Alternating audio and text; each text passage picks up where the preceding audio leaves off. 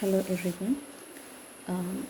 So we have already completed with the previous presentation all the protochordates, that is cephalochordata and urochordata. We have also dealt with the type species under each of the subphylum, and we saw the various examples under each classes of the subphylum urochordata. We also went through the affinities of each subphylum with the what you call other subphylum and lower groups as well as the higher groups. Okay, now with this presentation we are going to start with the subphylum Vertebrata. Okay, in this presentation we will be looking into the salient features of subphylum Vertebrata, its classification down to classes, and we will also see the characters of division agnata. Okay, so this is it. We can see this is the evolutionary pathway, and we can see the chordates.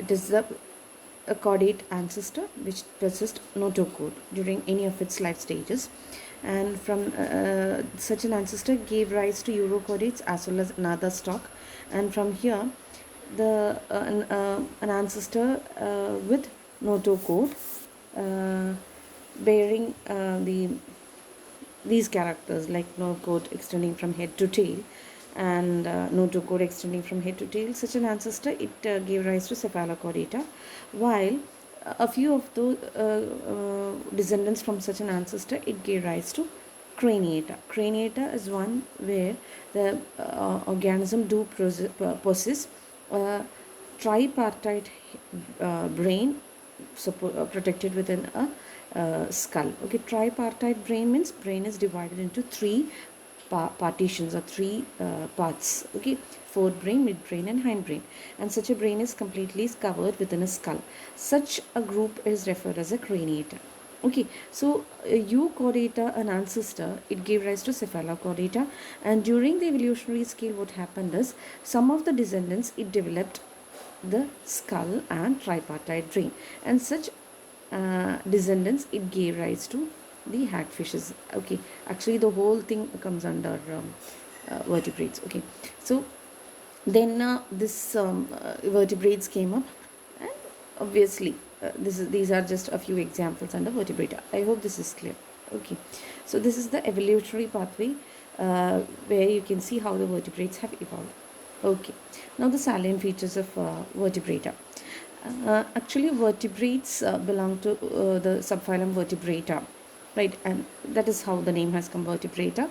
The members have been called as vertebrates, that you already know, and this name is derived from the due to the presence of serially arranged vertebrae, okay, which comprise a major part of their axial skeleton, right. The endoskeleton, we'll be seeing it in detail later in the coming classes. Endoskeleton, it is made up of either bones or cartilage, right. And in vertebrates we can see that the endoskeleton can be divided into two parts: axial skeleton and appendicular skeleton. Okay, it is just one minute, sorry. Yes, it is axial and appendicular.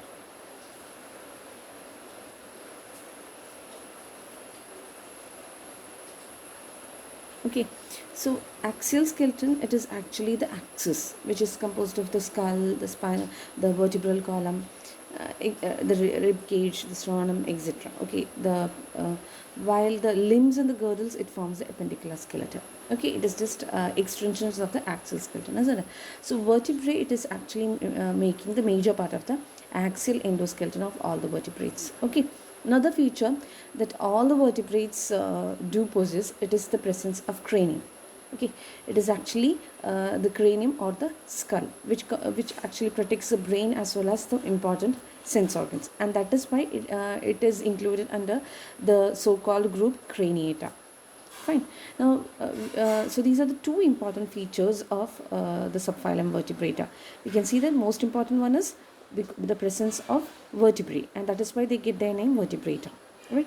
Second one is the presence of a skull, or it is otherwise known as cranium, and that is why they have been grouped under the group Craniata. Okay, and third, fourth, and fifth, the most important one, the fundamental features of all the chordates, like presence of notochord, the pharyngeal gill slits, dorsal hollow nerve cord. So all these five are the important characters which are found in all the vertebrates. Fine. Now, then we can see the salient features here. Now, vertebrates, it is present in all kinds of like ecosystems. Like there are aquatic organisms, there are terrestrial organisms as well. Okay. Now, when we speak about the important features, we have already seen that notochord, it is present in the vertebrates, isn't it? But notochord is restricted as notochord in the embryonic stage only. But when it comes to adults, it is that is post embryonic stage, we can see that notochord is getting replaced by vertebral column. Okay. Notochord and another feature is notochord stops short beneath the forebrain, and it is actually getting replaced by vertebral column, which is made up of what we call bones or cartilage, right? And another feature is high degree of cephalization. Actually, the dorsal nerve cord, the anterior end of the dorsal nerve cord, it enlarges into complex brain, and this is protected by the skull. As seen, the brain is tripartite, that is, it is made up of three parts, right? Forebrain, midbrain, and hindbrain, and it is the hindbrain which continues into the spinal cord. Okay, so the brain, the dorsal anterior part of the dorsal nerve cord, it enlarges to form the brain, while the rest of the portion of the nerve cord, it continues as the spinal cord, right? The brain, it is tripartite and it is protected within a skull, while the spinal cord, it extends till the tip of the tail, and it is protected within the vertebrae. The brain gives off 10 to 12 pairs of cranial nerves in the head region, and the spinal nerves, it varies from species to, from group to group. Okay, well, there usually it is 10 to 12 cranial nerves arising from the brain. Okay, then regarding the gill slits, pharyngeal gill slits, the pharyngeal gill slits, usually it is restricted to 7 pairs in most cases, except in lower vertebrates. We can see that there are gill slits, pharyngeal gill slits are present, and they are not more than 7 pairs. Okay, and visceral arches or branchial arches are present.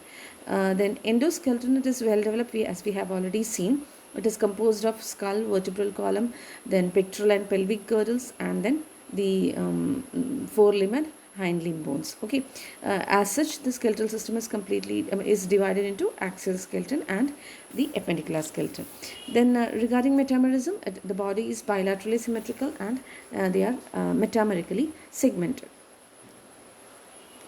Okay, then the circulatory system, the blood vascular system, it is a closed type. It is composed of heart, blood vessels, and blood. The heart is ventral in position. It is muscular, chambered. It is myogenic, and the chambered heart, it could be composed of 2, 3, or 4 chambers. Then regarding the blood vessels, they are tubular. It could be of different types based upon in which direction the blood is being taken. With respect to blood, it is composed of plasma and blood corpuscles, and usually the respiratory pigment, it is confined within the corpuscles, okay, or blood cells. Is it clear? Okay, so blood is composed of plasma and blood cells, and the respiratory pigment, it is present inside the blood cells. Now regarding the endocrine system of the ductless glands, isn't it? It is scattered throughout the body, and it is involved in regulating various body functions and controls growth and reproduction. Then liver, it is massive, but unlike the lower groups, it is not tubular. Okay. Then kidneys, it is mesodermal origin. It could be mesonephric or metanephric type of kidneys.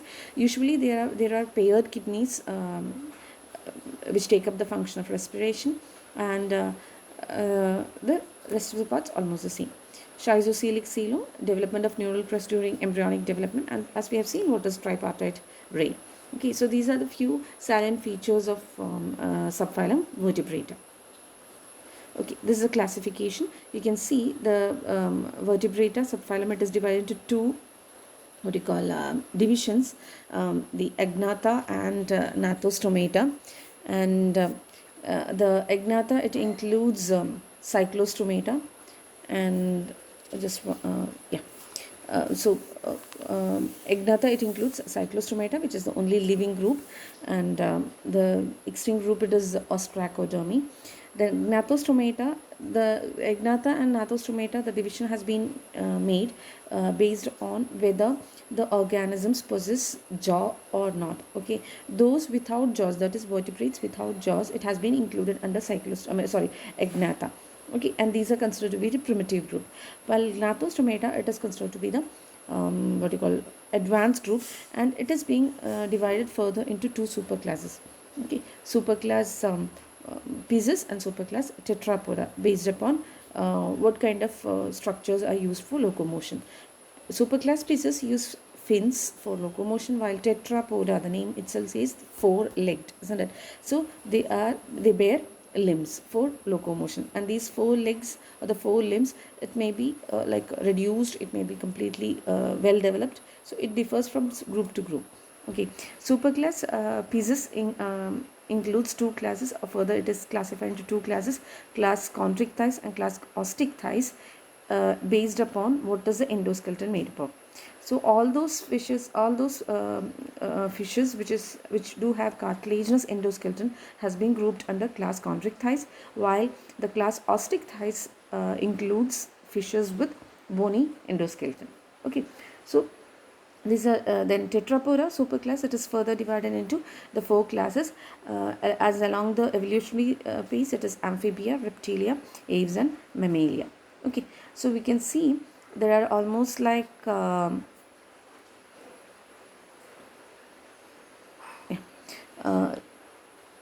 different classes, of which seven are living. All those listed over here, the seven. Apart from that, two more are there which are already completely extinct. One is Ostracodermy.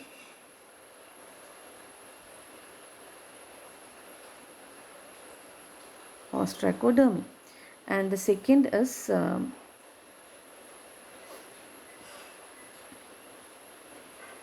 Placodermy.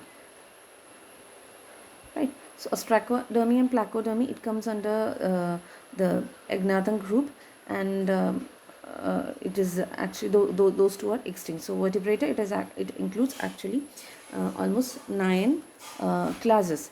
Okay, and the first two class, Ostracodermy and Cyclostomata, they lack jaws, and hence they are grouped under Agnatha, while the remaining classes, it is grouped under Gnathostomata. Fine.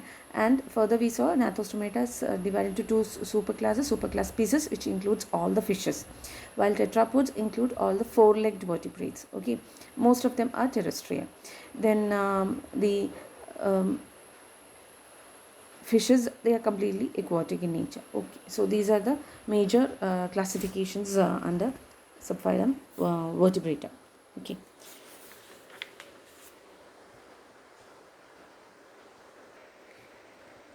Okay, so this is division Agnatha, the first one under Vertebrata. As the name indicates, it is without jaws. So those vertebrates without jaws have been included under division Agnatha. Okay, they are primitive groups, jawless, and they are fish-like aquatic vertebrates, and they do possess distinct skull or the cranium, and the axial support is by notochord. So here you the condition, this slightly more primitive. Locomotion is by way of fins, but it needn't be always present, and when present, it is not supported by fin rays. So when we move into fishes, we can see that the fins are supported by fin rays, but it is absent. Fin rays are absent in the case of Agnatha. Okay, they are grouped into two classes, Ostracodermy and Cyclostomata. Ostracodermy includes all the extinct forms, while the living forms are included under Cyclostomata. Okay, Ostracodermy, they two examples, Cephalaspis and Pteraspis. Cyclostomata, Petromyzon and Mixin. So you will be learning only the Cyclostomata example, Petromyzon. and for your practical purpose also you will be observing the specimen and writing the characters. Okay, so Agnatha, they are all bottom dwellers in the oceans, and they usually, since we have already seen that many of them doesn't possess any fins for locomotion, so they usually wriggle along the seafloor or the stream beds. Okay, they don't have any appendages, and if present, it is devoid of the fin rays. It's not supported by fin rays. Then reproduction is for external development, and fertilization is also external. They are oviparous. Then regarding digestion, they don't have any identifiable stomach. Their metabolism is very slow, and since it is very slow metabolism, they don't eat much. They are fluid feeders, and they possess pouch-like structures in between pharynx and the exterior surface, almost similar to what we have like atrium. Okay, and lining the walls of these pouches bear gills. It is just like pharyngeal wall, but it is surrounded, which is surrounded by atrium. It is somewhat like that. Okay, so pouches between pharynx and exterior, and these pharynx, it is actually bearing gills. Okay, then circulatory system, they do have chambered heart for blood circulation, and they have three types of blood vessels, like arteries, veins, and capillaries, and they have a single circulatory system. Okay, you have already studied what is double circulation, isn't it? Then Osmo Regulation, they are osmoconformers. Okay, most of them are osmoconformers, and we can see some are osmoregulators. So what is osmoconformers? They change their ionic concentration, or the internal water and salt concentration, to conform to the surroundings. Okay, that is, when there is change, when there is increase in salt concentration outside the body, automatically inside the body they make changes, modify the internal environment so that it becomes isotonic to the external environment. So that is known as osmoconformers. Okay, so most of them are osmoconformers, agnathans. Okay, so this is what we are discussing on the different groups, right?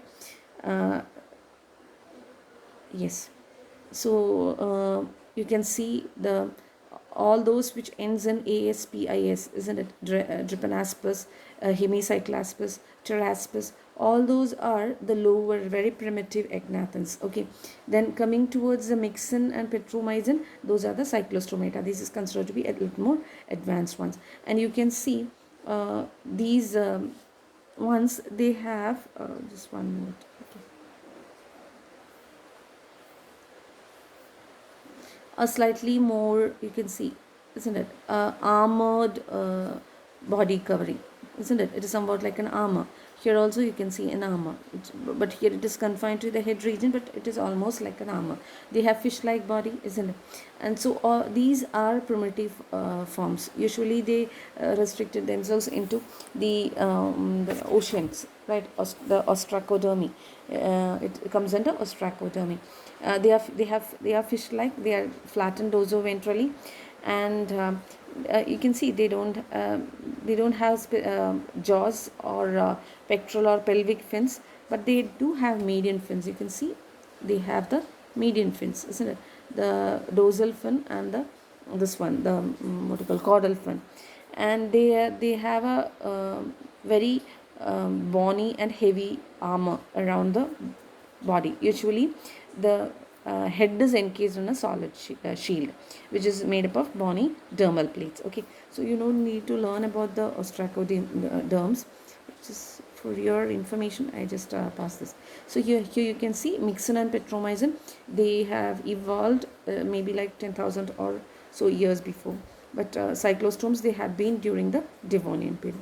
Okay, so in the next class we'll be dealing with the species which you are supposed to learn in detail under Agnatha, that is the Petromyxin. Okay, and we'll be studying the Petromyxin as a type species, and then we will also see the various other examples which you are supposed to study under Agnatha. Okay, thank you.